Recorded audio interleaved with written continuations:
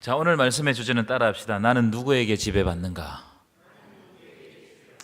나는 누구에게 지배받는가?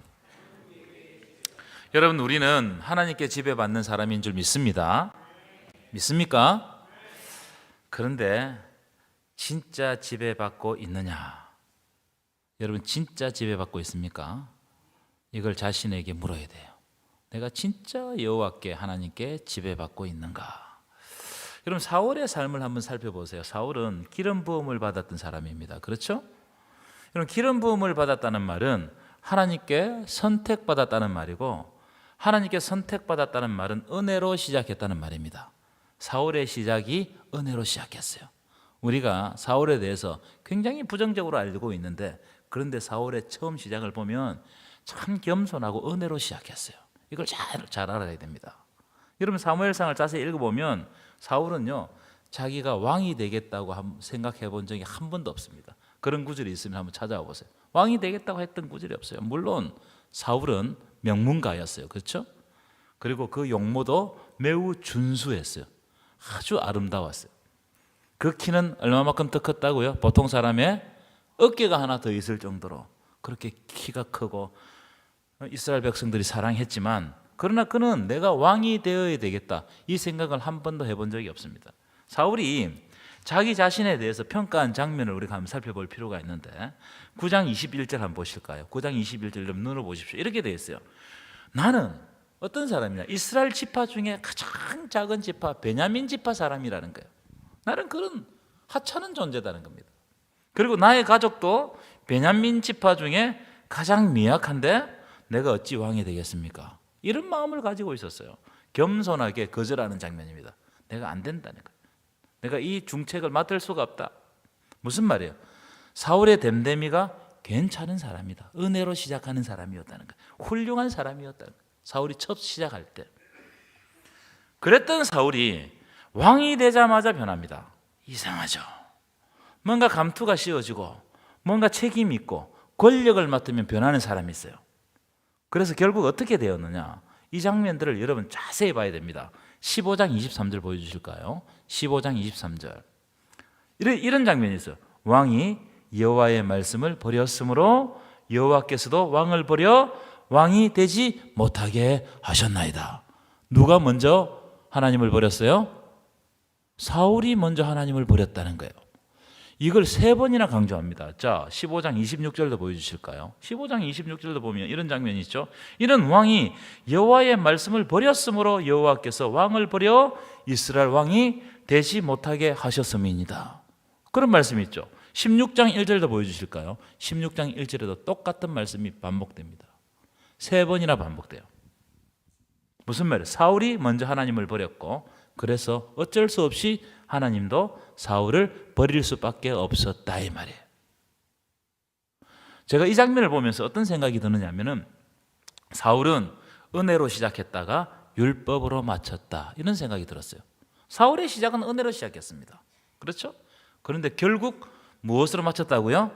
율법으로, 육체로, 세상적으로 마쳤다는 거예요. 여러분, 예수를 처음 믿을 때, 또는 하나님으로부터 어떤 말씀이나 찬양이나 말씀을 읽다가 큰 은혜를 받았을 때, 그때 어떻게 여러분 느껴졌어요? 저는 이렇게 느껴졌습니다. 모든 것이 아름답고 모든 것이 다 새롭게 느껴졌습니다. 저만 그랬나요? 여러분들 안 그러셨어요? 은혜를 받았을 때 모든 것이 그동안 문제가 되었던 것이 문제가 안 되는 거예요. 문제가 있어도 그 문제가 나에게 크게 다가오지 않아요. 문제가 안 됩니다. 그래서 하나님 안에서 하나님의 말씀을 듣고 그분께 순종하는 것이 너무너무 재밌고 너무너무 즐거웠어요. 아멘도 안 하시는 거 보니까 여기는 한 사람도 그런 사람이 없는 것 같아요. 그런데 신앙의 연조가 오래될수록 어떻게 되느냐? 점점 신앙이 메말라가고, 여러분 그렇지 않습니까? 신앙이 점점 메말라가고 점점 강팍해지고 마음이 더 강팍해지는 거예요. 점점 비판적으로 변하고 은혜보다 율법을 더 중요하게 여기는 겁니다. 우리가 정한 법이나 규례나 관습을 은혜보다 더 중요하게 여기는 거예요. 그럼 그렇지 않냐는 거예요. 이것이 바로 사울의 길입니다. 사울은 은혜로 시작했다가 율법으로 마치더라는 겁니다. 시작은 좋았는데 끝이 안 좋더라는 거예요. 여러분, 끝이 좋아야 다 좋은 거예요. 저는 목회를 하면서 그런 경우들을 허다하게 봅니다. 시작은 뜨겁게 열정적으로 막 그렇게 시작했다가 나중에 보면은 이상하게 변하는 사람들이 많아요. 여러분, 우리는 하나님의 은혜로 죄에서 그리고 죽음에서 해방되었습니다. 믿으십니까? 그러면 우리가 가장 중요하게 여겨야 될 게 뭐예요? 바로 하나님의 은혜입니다. 내가 하나님의 은혜 안에 머물고 있는가?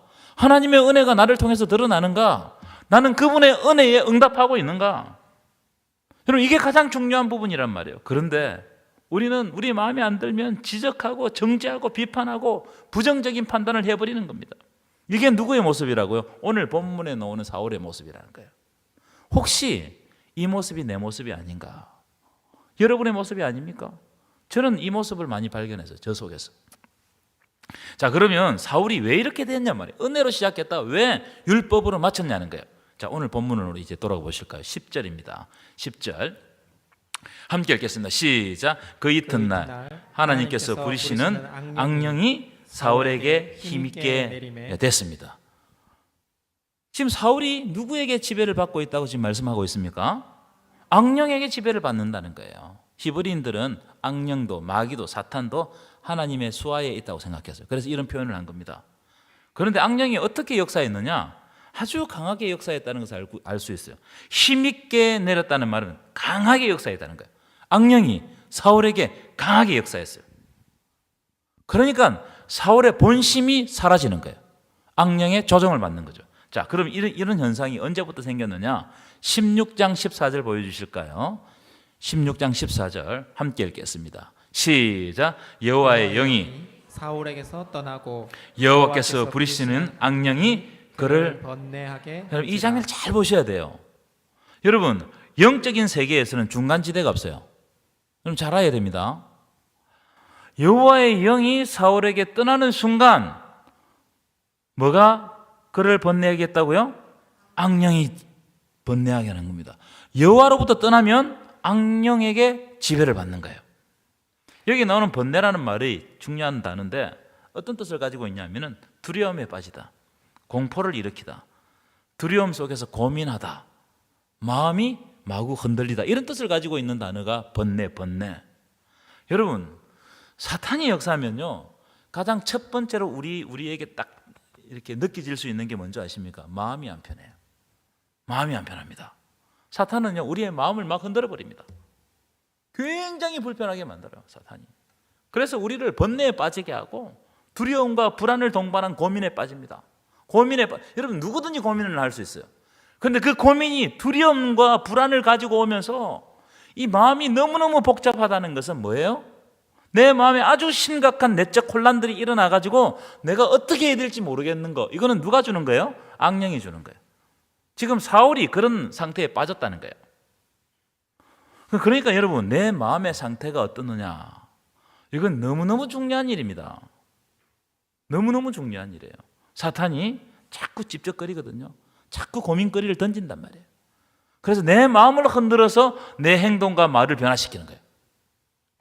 자, 그러면 악령이 어떤 통로를 통해서 사울에게 역사했는가? 여러 가지 통로가 있겠지만 오늘 본문에서 한정해서 보면 시기와 질투를 통해서 역사했다는 것을 알 수 있어요. 시기와 질투.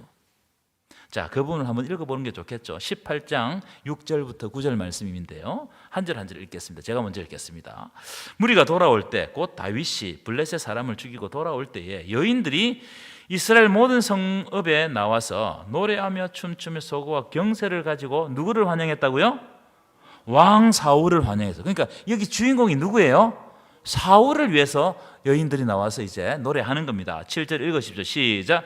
여인들이 뛰놀며 노래하여 이르되 사울이 죽인 자는 천천히요 다윗은 만만이로다 한지라. 8절 제가 읽겠습니다. 사울이 그 말에 불쾌하여 심히 노하여 이르되 다윗에게는 만만을 돌리고 내게는 천천만 돌리니 그가 얻을 것이 나라 말고 무엇이냐고. 그날 후로 사울이 다윗을 주목하였더라. 이 장면은 어떤 장면이냐면 다윗이 골리앗을 죽이고 돌아올 때 백성들이 나와가지고 사울의 군대를, 이 사울이 승리하며 들어왔잖아요, 그죠? 사울의 이 승리하며 돌아온 군대를 환영하고 이 사울에게 영광을 돌리는 겁니다. 그런데 여인들이 뭐라고 노래했다고요? 사울이 죽인 자는 천천히요, 다윗이 죽인 자는 만만이라. 이 노래 때문에 사울의 심사가 뒤틀렸어요. 불쾌했어요. 아니 어떻게 저런 노래를 부르냐 말이에요. 그런데 여러분 이 노래를 쭉 찾아보면 주석가들이 어떻게 해석했냐면 이 여인들이 부른 노래는 승리를 기뻐하면서 부른 노래지 사울을 깎아내리려고 부른 노래가 아니라는 거예요. 사울을 깎아내리기 위한 목적으로 부른 노래가 아니란 말이에요. 다윗과 같이 연약한 자가 이 어떻게 골리앗을 이깁니까? 소년이, 작은 사람이 어떻게 골리앗을 이기냔 말이에요. 이 골리앗을 이긴 사건은 그냥 다윗이 용맹하고 싸움을 잘해서 이긴 게 아니고 이 싸움에 누가 개입했다는 거예요? 하나님이 개입했다는 거예요. 그래서 하나님의 전쟁을 노래하는 겁니다. 하나님의 전쟁. 사실 여러분 가만히 생각해 보면요, 다윗은요 이때 당시 다윗은요 사울에 비하면 아무것도 아니었습니다. 사울은 여러분 사무엘상을 읽어보십시오. 이 본문까지 사울이 왕이 되고 난 다음에 전쟁이 났을 때 한 번도 진 적이 없어요. 한 번도. 다 이겼습니다. 그러니까 여러분 백성들이 왕을 존경했겠어요, 안 했겠어요? 존경했겠죠. 지금까지 한 번도 전쟁에 져본 적이 없어요. 그런데 악령이 역사하니까 여인들의 노래, 이 작은 일에도 심사가 뒤틀리고 이게 용납이 안 되고 이 시기심 때문에 다윗을 미워하게 되는 거예요. 죽이려고 하는 마음이 생긴단 말이에요. 여러분 만약 사울이요 큰 아랑을 가지고 여인들이 사울이 죽인 자는 천천히고 다윗이 죽인 자는 만만이라 이렇게 했을 때 아니 그것보다 만만보다 10만 배 이렇게 사울이 더 높여줬더라면 사울은 그 자리에서 백성들에게 더 큰 존경을 받았을 거예요. 그렇지 않겠습니까? 우리 왕이 훨씬 그릇이 크구나 그렇게 했을 거예요. 그런데 사탄이 그 마음에 시기심을 딱 심어 놓으니까 사람의 그릇을 작게 만드는 거예요. 밴댕이 소갈딱지가 되는 거예요. 이게 아무것도 아닌데, 이게 사실 아무것도 아닌데 아주 속이 좁고 사람을 그릇을 작게 만들어가지고 심사를 뒤틀리고 별일 아닌데 화를 내게 만들고 시기하게 만들고 번민하게 만들고 두려움에 빠지게 만들고 불안에 막 전전긍긍하게 만든 거예요. 이것 때문에 여러분, 이것 때문에. 여러분 사탄이요 교회 안에 이런 시기심을 얼마나 많이 심는지 몰라요. 여러분 아세요? 여러분은 잘 모르지만 저는 보여요. 그런 게 시기심을 많이 심습니다. 마치 예수님이 말씀했던 비유에처럼 사탄이 가라지를 막 뿌리듯이 막 뿌려대는 것 같아요. 성도들로 하여금 사울의 마음을 가지는 거예요. 밴댕이 쏘갈딱지.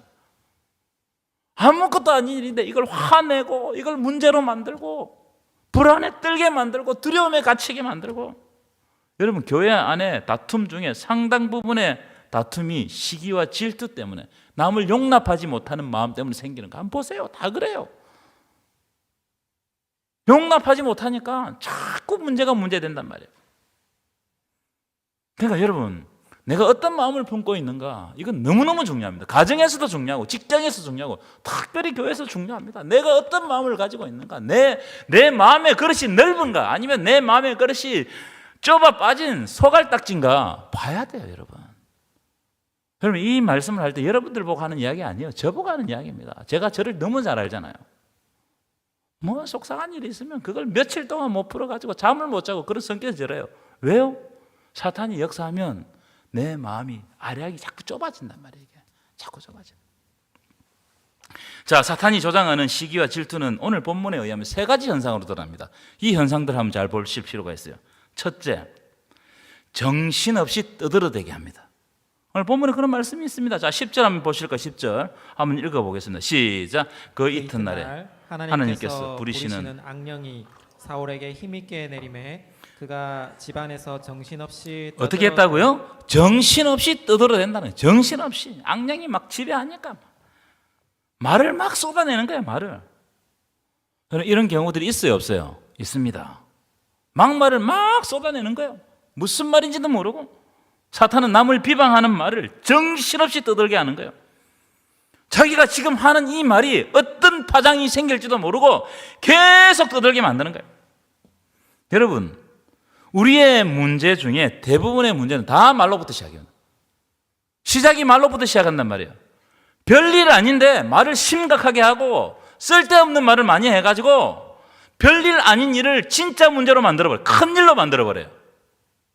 그러니까 여러분 가정이 무너지고 공동체가 무너지고 나와 너 사이가 깨지고 그렇잖아요. 혹시 여러분이 그렇게 사용되고 있지 않느냐, 이걸 다시 자기에게 물어야 됩니다. 야고보 선생님이 뭐라는 줄 아세요? 혀는 우리 주체 중에 온몸을 더럽히고 삶의 수레바퀴를 불태운다 그랬어요. 혀가 얼마나 위력이 있는지, 이게 얼마나 위력이 있는지 어떤 사람의 삶의 수레바퀴를 불태워버려요. 그래 말 잘못 들으면 평생 이게 마음에 새겨져 가지고 전전긍긍하고 이게 사라지지 않는다 이 말이에요. 또 이렇게 말씀하셨어요. 혀는 능히 길들일 사람이 없느니 쉬지 아니하는 악이요 죽이는 독이라. 여러분 자기 자신의 말에, 저도 그런 게 좀 있어요. 자기 말에 칼이 있는 사람이 있습니다. 자기는 그냥 무턱대고 말했는데 그 말이 남에게는 막 찌르는 말이 되고 독이 되는 사람이 있어요. 그거 보십시오. 혀는 능히 길들일 사람이 없네. 쉬지 아니하는 악이요 죽이는 독이라. 얼마나 심각한지 모릅니다.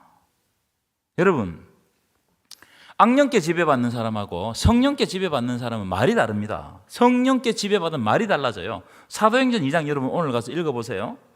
성령을 받은 사람들이 어떤 현상이 드러나느냐, 각 나라의 방언으로 말하기 시작했는데 그 방언을 통해서 뭘 선포했느냐면 하나님의 큰 일을 선포했다고 말했어요. 그 전까지는 이 사도들이, 이 제자들이, 120명 문도들이 두려워서 떨고 있었어요.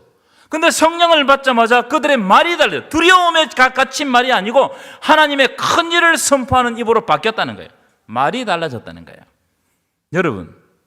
여러분은 어떤 말을 하고 계십니까? 하나님의 큰 일을 선포하고 그 일을 통해서 생명을 살리고 있습니까? 아니면 여러분의 말을 통해서 어떤 사람이 죽고 있습니까? 그리스도인들의 말은 살리는 말이 되어야 할 줄 믿습니다. 믿습니까?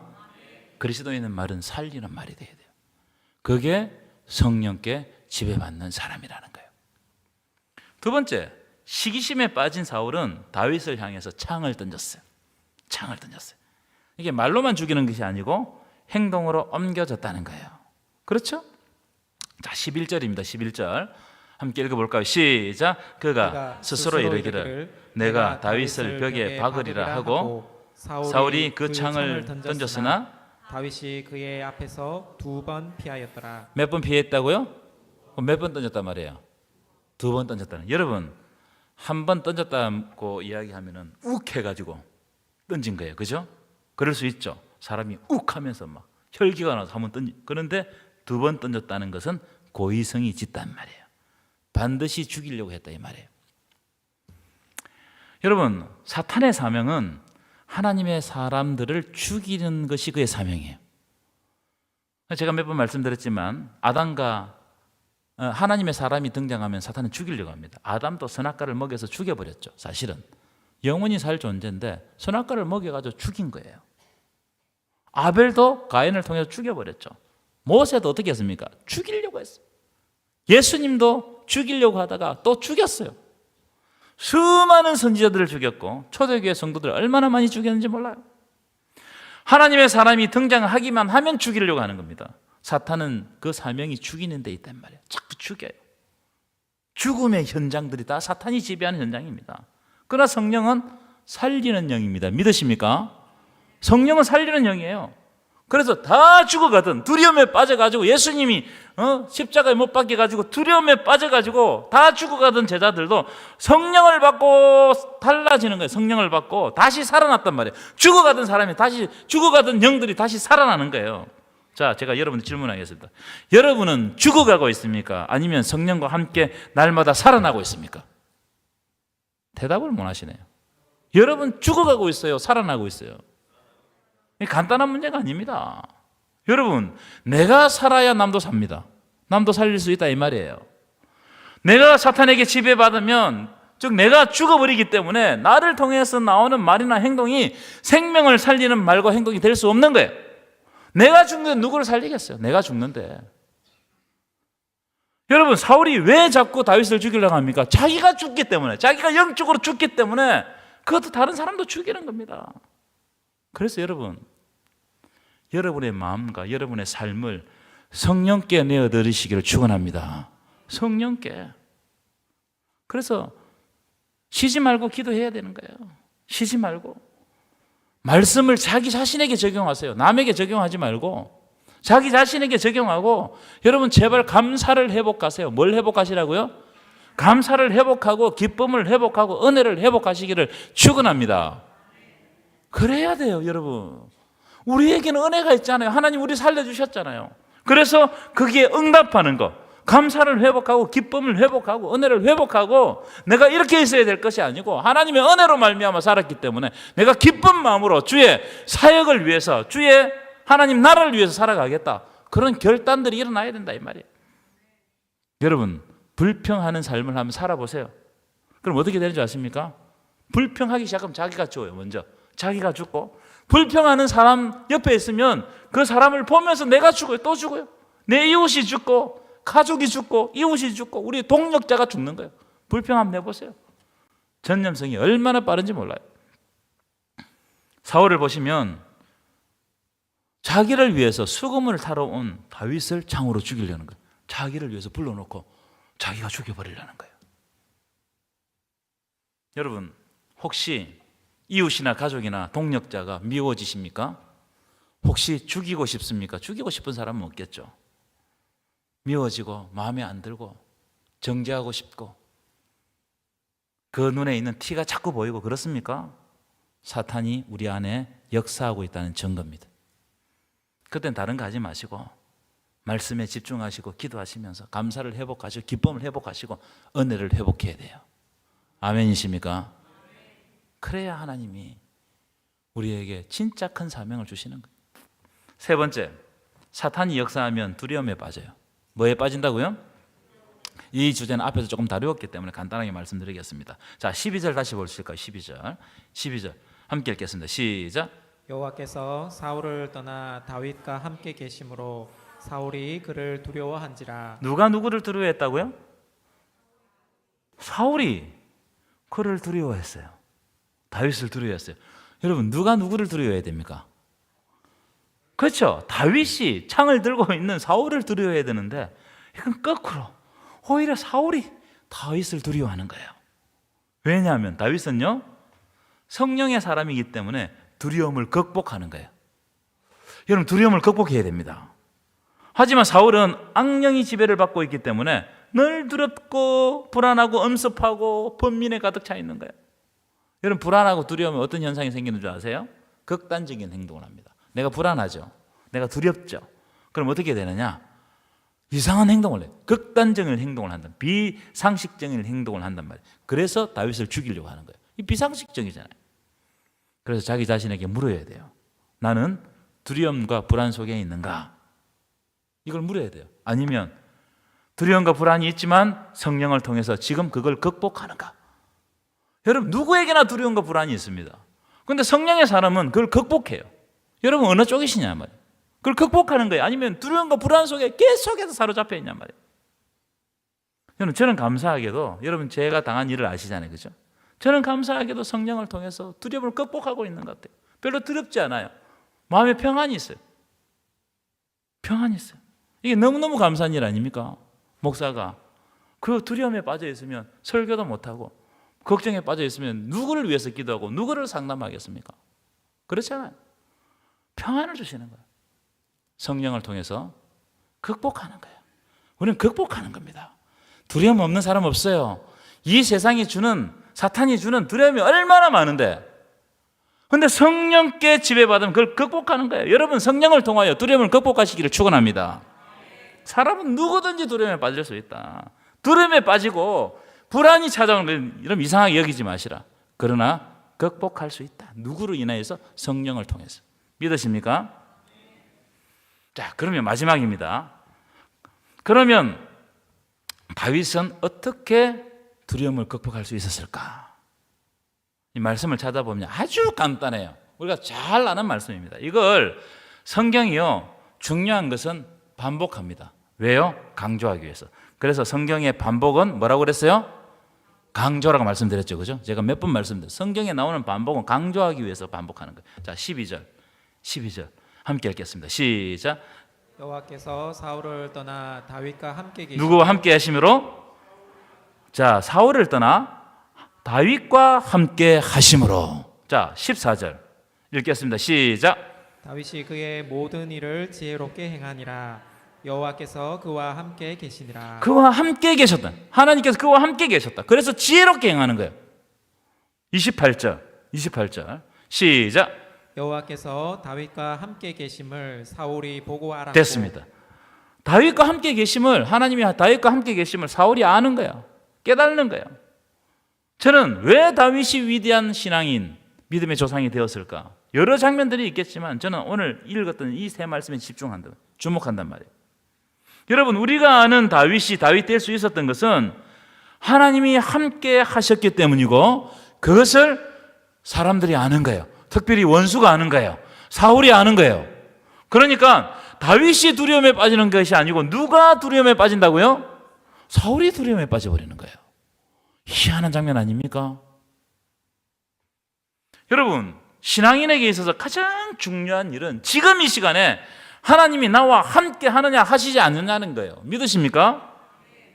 여러분, 하나님이 함께 하시면 두려운 상황이 와도 두렵지 않습니다. 왜냐하면 하나님 함께 하시면 그때부터 그 일은 내 일이 아니고 누구의 일이에요? 하나님의 일이에요. 그렇잖아요. 여러분, 가만히 보십시오. 성경은 하나님이 함께 하셨기 때문에 다윗에게 아무런 고난이 일어나지 않다고 말하지 않습니다. 이 말씀 이후에 쭉 찾아보십시오. 다윗은 도망자의 삶을 산다고요. 너무나 큰 고통을 당했어요. 그런데 다윗의 삶을 가만히 살펴보면 다윗이 절대로 낙심하지 않아요. 무너지지 않습니다. 왜냐하면 하나님이 함께 하셨기 때문에 그걸 믿고 그 모든 환난을 극복해버리는 거예요. 이게 은혜입니다. 아멘이십니까? 여러분, 자신의 삶을 두고 생각할 때 나에게 아무런 어려움이 없었으면 좋겠죠. 환난이 아무것도 없었으면 좋겠죠. 그런데 그렇지 않다는 거예요. 만약 그렇다면 우리가 아는 다윗이 나올 수가 없어요. 다윗이 다윗 될 수 있었던 것은 그 수많은 어려움을 하나님과 함께 극복했기 때문입니다. 믿으십니까? 성경에 나오는 믿음의 거장들 다 마찬가지예요. 믿음의 거장들 중에서 편안하게 나는 아무 일 없이 그냥 복만 세상적인 복만 가득 받고 믿음의 거장들이 된 사람들이 있습니까? 없어요. 그들에게 엄청난 환난이 당했지만 그 환난에 굴하지 않고 하나님이 함께 계심을 믿고 하나님과 동행했던 거예요. 요셉 보십시오. 그러니까 그가 믿음의 조상이 되는 거예요. 여러분, 오늘 말씀을 통해서 여러분들에게 주시는 한 가지 말씀, 하나님이 우리와 함께 하시는 줄 믿습니다. 이 믿음을 가지고 있으면 흔들리지 않게 될 줄 믿습니다. 이 믿음을 가지시라는 거예요. 참 요즘 복잡한 일들을 많이 겪고 우리 삶 가운데 일어나는 여러 가지 어려움들이 있지 않습니까? 여러분, 어려움이 없는 사람이 없습니다. 고난 없는 사람 없어요. 그런데 하나님이 함께 하신다면 그것도 괜찮아요. 이겨낼 수 있어요. 행복만 가득하면 행복이 행복인 줄 몰라요. 그런데 고난 속에서 하나님이 주시는 행복이 딱 느껴질 때 그는 너무나 작은 것이라도 너무나 크게 행복으로 다가오는 거예요. 이런 놀라운 행복이 여러분 삶 가운데 충만하시기를 간절히 축원합니다.